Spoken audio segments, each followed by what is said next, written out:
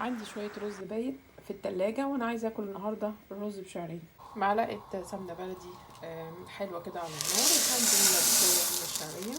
حمر الشعرية دي لغاية ما يبقى لونها ذهبي وارجع لكم تاني. كده الشعرية اتحمرت معايا، هنزل بنص مكعب من المرق، وهنزل كمان عليها بالمية. بعد ما نزلت عليها بالمية المغلية هبدأ اسيبها دلوقتي لغاية ما تستوي، وبعدين هنحطها على الرز. الشعرية بتاعتي اهي استوت، لسه فيها شوية مية صغيرين كده من تحت عشان نسخن بيها الرز. هناخد بقى الشعرية دي بشوية المية الصغيرين اللي فاضلين فيها اهو، بس لازم تكون مستوية سوا كامل. وهقلب بقى كويس كل ده في بعضه، وهخليه على نار وسط واغطي عليه.